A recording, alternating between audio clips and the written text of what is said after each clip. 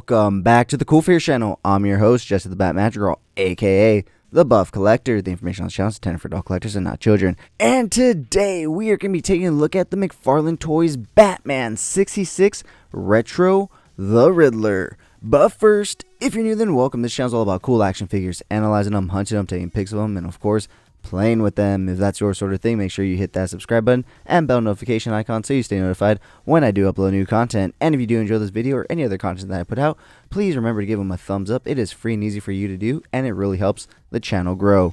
With all that out of the way, guys, once again, we're going to be taking a look at the McFarlane Toys Retro Batman 66 Riddler. So this guy is not a part of the McFarlane Toys DC Multiverse line, so there are some key differences to keep in mind when looking at this figure versus those.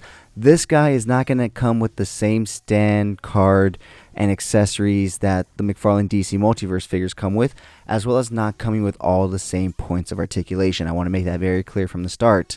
These figures in the Retro Batman 66 line are not DC Multiverse lines. One, they're about an inch shorter, and two, they're about half the articulation. So with that being said, why don't we go ahead and jump on into this review and take a look at everything that this guy comes with. So it's not like he doesn't come with anything, but instead of some accessories for this guy and a stand, he does come with two kind of like punching effects. So the first one you get is a wham, and the second one you do get is the same one that we've gotten with the Joker on both versions, both the masked version and the regular, and that is the ouch, because, you know, at some point these guys are going to be getting knocked by Batman, and of course it's going to say ouch. So that is about it when it comes to accessories for this guy. Now I do have him on a DC Multiverse stand right now. However, like I said, he does not come with one, so keep that in mind. So with that being said, why don't we go ahead and pull this guy forward so we can take a nice close look at him. So here is the Frank Gorshin version of the Riddler. This has to be one of my favorite portrayals of the Riddler. I'm super excited for Matt Reeves' portrayal of the Riddler.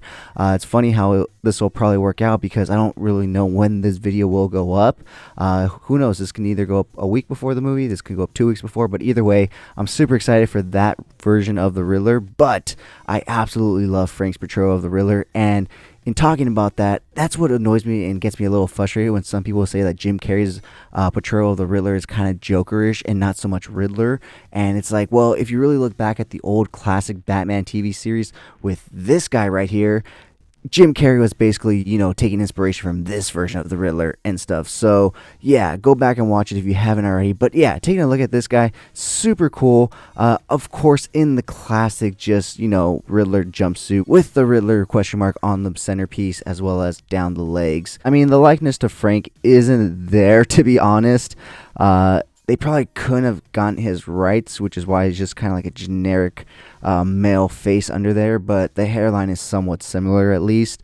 But yeah, the suit in itself is just all green, which I absolutely love, with of course the pink belt, the pink mask, and of course the pink gloves. You gotta accessorize, guys, especially as a Batman villain. You know, Batman does it with his gadgets and gizmos and whatnot. Everything's all batted out, you know, so of course the Rogues Gallery's got to do the same to, you know, match up with Batman. But anyways, guys, with that being said, like I said, he's just basically wearing a green jumpsuit, so not too much to look at besides the pants right here, and of course on the chest. And it looks, if you look at the pants, you can totally tell it's a whole just roll-on sticker. You can see the line right there. So yeah, I mean, it is what it is. It's McFarlane Toys. We know their QC isn't the best and everything. And also, these are $14 figures. These aren't the typical $20 price point, you know, so for $4 less, you get $4 less of QC, guys. Keep that in mind. But regardless of that, I still absolutely love this figure. Even the Joker, Cesar Romero. I figured, why not just get the Adam West Batman and Robin, since I already had the Cesar Romero and I wanted that one, and I got the Batcave and the Batmobile. So yeah, I basically have all the figures, but I'm not going to pick up the Joker and the Batman in the swim trunks unless they go on clearance, because I was really hoping that Toddy Boy would fucking you know, include the surfboards with that, but of course he didn't. So it's just literally a repack of the same ones that we've gotten, just with swim trunks on. So yeah, anyways, guys, with that being said, why don't we go ahead and take a look at this guy's articulation. So he can look all the way to the right, all the way to the left right there. No head tilt or wobble whatsoever. Same thing with no up or down action. It just looks straight at you. His arms will go out and past a T-pose. You do get a 360 rotation at the shoulders right there. You do get a single hinge elbow joint and rotation at the elbow right there. You will get 360 rotation at the wrist, no hinging in and out, up or down whatsoever. Looking at his waist, you do get rotation at the waist, however, no forward crunch or back crunch. Looking at his leg articulation, he cannot kick out at all, so he definitely cannot join the cheerleading squad. He can kick forward that much, and as you can see, his knees are quite flexible. He can kick back, let's see, just barely, ever so slightly. So you do get a single hinge knee that goes to 45, and you do get rotation at the knee right there.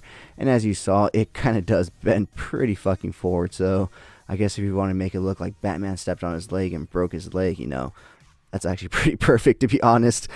So yeah, and no ankle articulation whatsoever. So that's why I said very limited articulation, especially compared to the DC Multiverse line. But that's what you get with this Batman Retro line. It's supposed to be an homage, I guess, to the classic 5 points with just a very few slight modification in giving it, you know, elbow and knee articulation and wrist articulation, because essentially that's what this is. It's a 5 points. You know, just with some upgraded and added joints at the elbows and the knees. So it's pretty cool. I mean, Mezco did just release a Batman Retro 66 5 points, and I almost bought it, but then I realized I had these guys, and these guys, like I said, are essentially 5 points, just with slight upgrades in the knees and the elbows. But still really cool to have. Yeah, I love this Riddler. I love Frank Gorshin as the Riddler. I love Cesar. I kind of like the villains in this more than I wanted Batman and Robin. But yeah, guys, super cool, super happy. Like I said, super excited for Paul Dino's interpretation of the Riddler, March 4th, guys. We are super close, so I'm super excited. I definitely will be picking up my tickets February 10th, the second they go on sale. But yeah, guys, with that being said, join me every Sunday morning for Coffee and Toys, a weekly Toy News Toy Talk podcast where we will go over all the latest and great toy news, reveals, pre-orders, and so much more. And also join me every Wednesday on Instagram at Cool Figures for Coffee and Toys Live, where I will speak to a new guest every week. With that being said, guys, let's go ahead and take a look at some really cool pics that I took of this guy. And if you did enjoy the video, please remember to give it a like, share, comment, and subscribe. And as always, riddle me this, guys. What's the opposite of a bad fucking day? Of course, a great fucking day. So as always, have a great fucking day.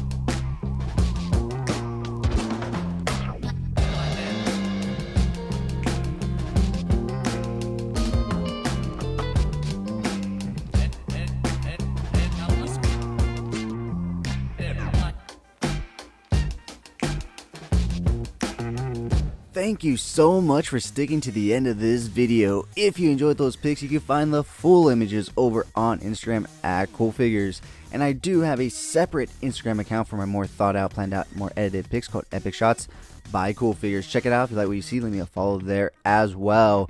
And if you guys want to see the unboxing of any figures I do reviews on for this channel, go ahead and check me out over on TikTok at Cool Figures. That's where I post all my unboxings. And join me every Sunday morning for Coffee and Toys, a weekly Toy News Toy Talk podcast where we will go over all the latest and great toy news, reveals, pre-orders, and so much more. If you did enjoy this video, please remember to give it a thumbs up. It really helps the channel grow. If you haven't already, please hit that subscribe button. But whether or not you're a subscriber, thank you so much for taking time out of your busy day to listen to me talk about toys. I really appreciate it. As always, I'm your host, Jesse the Bat Madrigal, aka the Buff Collector. And I'll talk to you guys in the next video. Thank you so much to this channel sponsor, V-Rare Store. Check them out for all your Funko Pop, anime, Pokemon card, and toy print needs. And of course, use code COOLFIGURES at checkout for 10% off your order. V-Rare Store. Check them out, guys.